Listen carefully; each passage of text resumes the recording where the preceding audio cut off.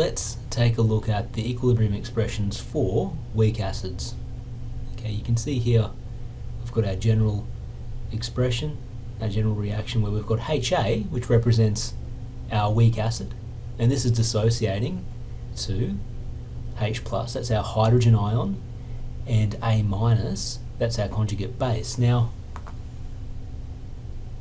we know that this is only a partial dissociation, and because of this we have an acid dissociation constant. This is called Ka. It's very much the same as the equilibrium constant K, except now we've got Ka, A for acid. Okay, so the A stands for acid. So it's still products over reactants, so it's still the concentration of each of our products multiplied together, divided by the concentration of our reactants. Okay, so concentration of our hydrogen ions multiplied by concentration of our conjugate base, A-, divided by the concentration of HA, which is our weak acid.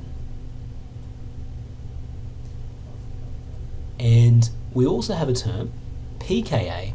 Now pKa is equal to the minus log of Ka. Remembering that lowercase p means minus log. Same as in pH, the lowercase p means minus log, same thing here. So pKa is the negative log of Ka, and this is a measure of how strong a weak acid is. So the lower the value, the stronger the acid. Okay? Similar to pH, the lower the value, the stronger the acid. Now the opposite is true of the Ka. So with the Ka, not the pKa, the Ka, the larger the value, the stronger the acid. Because that means more of the acid is going to be dissociated. It's going to be giving these hydrogen ions, H+, that are able to act as an acid. Okay, so if we look at the differences between strong acids and weak acids, you can see that in a strong acid the Ka value is large, very large, okay, and for a weak acid the Ka value is smaller. The position of the dissociation in a strong acid is far to the right, meaning that those products, that hydrogen ions, are being produced, and there's not very much of the undissociated acid left in solution, whereas in a weak acid the equilibrium lies far to the left, where we've got a lot of the undissociated acid in solution and a smaller amount of our hydrogen ions. Okay, so looking at the equilibrium concentration of our hydrogen ion concentration compared with the original concentration of acid, at equilibrium with a strong acid, these hydrogen ions are about equal in concentration to the original concentration of the acid. Okay, so in other words, if I had a 1 molar solution of a strong acid, let's say it's a 1 molar solution of hydrochloric acid. So if we had a 1 molar solution of hydrochloric acid, we would have roughly 1 mole per litre of hydrogen ions, because in other words, it's completely dissociating. It's very close to being completely dissociated. Okay, so 1 mole of hydrochloric acid means we're going to have 1 mole of hydrogen ions. The same is not true for a weak acid. Okay, for a weak acid, if you've got 1 mole of a weak acid, say acetic acid perhaps, that doesn't mean that you've got 1 mole of hydrogen ions in solution. In fact, you're going to have much, much less than that because it's not dissociating. Now, the strength of the conjugate base for a strong acid is much weaker base than water. Okay, because it's such a weak base, this is what enables the acid to be a strong acid. Whereas with a weak acid, the conjugate base is now much of a stronger base, much stronger than water. It's actually considerably stronger, and that's why this is only a weak acid, because the conjugate base is so effective as acting as a base that it pushes the equilibrium back to the left-hand side. So weak acids, for example, acetic acid, partially dissociate. And you can see on the lecture slide here, we've got CH3COOH, which is our acetic acid, and the hydrogen on the end is in green. And this is just to illustrate that this is the hydrogen that actually detaches from the rest of the molecule and enables it to act as an acid. Okay? And what we've got here is an initial concentration versus the equilibrium concentration. So this is similar to an ICE table or an ICE table, so initial change equilibrium. You might have seen me do this in the lecture. Okay? What I intend to do as well is I'd like to go through and work through a question just like this and put that up online as well. Okay, a worked example with an ICE table. This is very similar to an ICE table. So if we have 0.01 mole per litre of our weak acid, so our initial concentration of acetic acid might be 0.01 moles per litre. And this is right at that initial point where the acid has just been added to the solution. It's an imaginary point. It can't really exist, okay? There's always going to be some dissociated, but imagine that none of it has had yet time to dissociate, okay? So we've got just 0.01 moles per litre of acetic acid, and none of it's had a chance yet to dissociate into hydrogen ions and the conjugate base, which are acetate ions, okay? These are actually called acetate ions. This is at the initial point, but over time, the reaction proceeds and some will dissociate. So to work out how much dissociates at equilibrium, what we do know is that as we're moving from the left-hand side of the right-hand side, so as we're moving from the as we're moving from the left-hand side to the right-hand side of this chemical equation, we know that for every molecule that makes this transition, we're going to get one proton and one anion, which is our conjugate base, okay? And these are going to be in a 1:1 ratio. So every time an acetic acid molecule dissociates, we're actually producing two different things.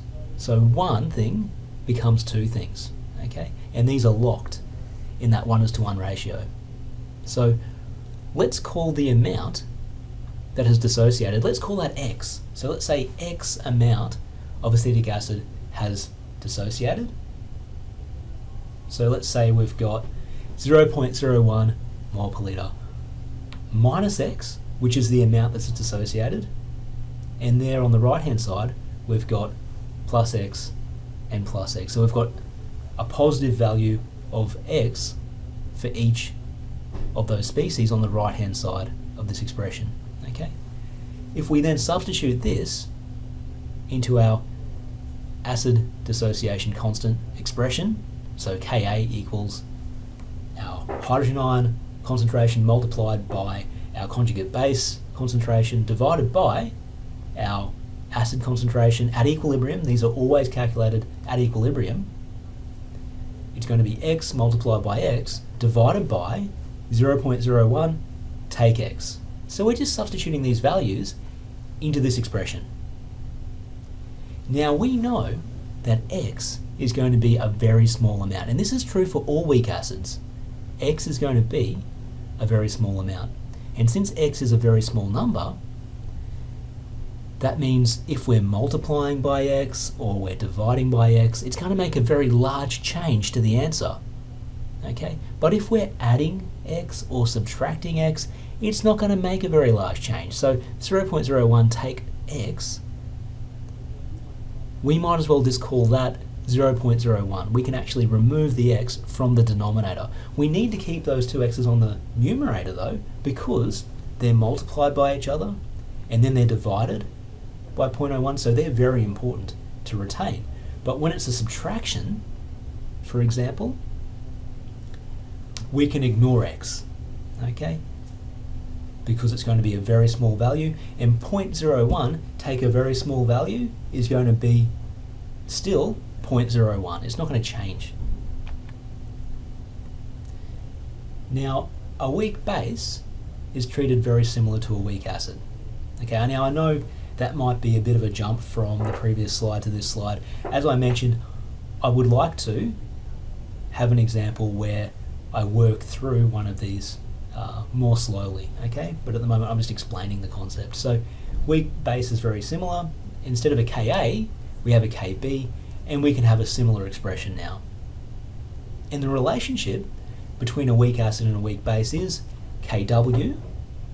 And now remember, Kw is a numerical value, it's a constant that doesn't change, equals Ka multiplied by Kb. So Kw is 10 to the power of minus 14, you might remember. Okay. Let's now have a look at the titration of a strong acid with a weak base. Okay, what we've actually got here is a weak acid, so acetic acid, which is being titrated with a strong base. That's actually what's happening in this diagram.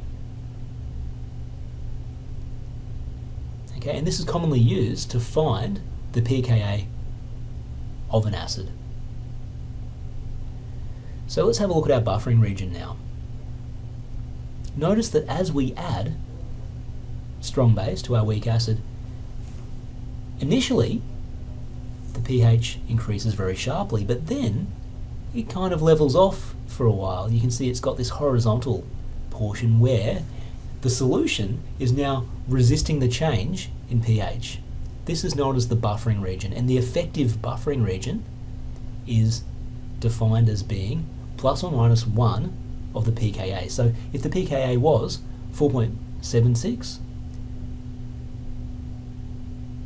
that means between 3.76 and 5.76 we have a buffering region which will work effectively. Now this is when we've got a dissociation of up to 90%, okay, or 2 units either side of the pKa. So now we're going from, imagining that we're going from, say, 2.76 to 6.76. That's the absolute extreme edge of the buffering region where now we've got a 99% dissociation. So generally we accept plus or minus 1 pH unit either side of the pKa is the acceptable buffering range. So what is a buffer? We can see that it's a solution which is able to resist changes in pH. Okay, it's an aqueous solution of a weak acid and its conjugate base, or a weak base and its conjugate salt. How do they work? So if we have a system where we've got a weak acid, say, and its conjugate base, so we've added extra conjugate base into the system, what we're going to do is we're going to push that equilibrium back to the left, aren't we? Okay, so if we make a buffer system, now we're not going to be doing anything with the Henderson-Hasselbalch equation, for example. We're not going to be doing any mathematical calculations. All we really need to do here is define what a buffer system is and get an idea for how they work. So if you take your weak acid, HA, and actually add more of this A minus, more of this conjugate base into the solution, according to Le Chatelier's principle, we're going to go and push that equilibrium over to the left-hand side. Then, if we were to add a small amount of acid or a small amount of base from an external source, it would be able to resist changes in pH because any base would react with the acid in solution, producing even more of the conjugate base, okay, which is going to resist changes in this equilibrium position. And if we were to add some base, that's just going to remove protons, okay? And if we're going to add acid, that's just going to add protons to the solution. Either way, thanks to Le Chatelier's principle, what we're doing is we're having an equilibrium which is going to resist changes in pH to a degree. Okay, it's not perfect. The pH does change a little with addition of acid or base, but it's far more resistant to change than a pure water solution. So the take-home message here is that buffer systems are a solution that resist changes in pH.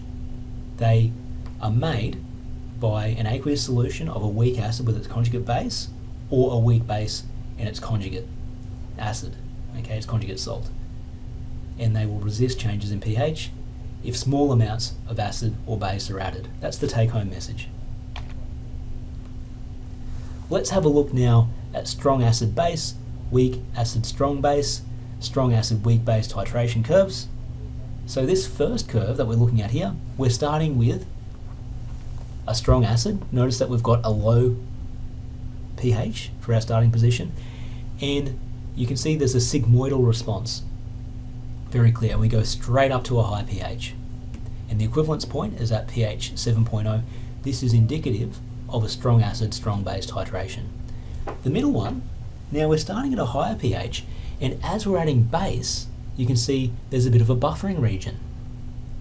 But if we continue to add base, eventually we overwhelm the ability of the buffer, and we've got a sharp rise. Now, a much higher equivalence point, pH 9.0, and then it's leveling off at a high pH. This is a weak acid with a strong base titration.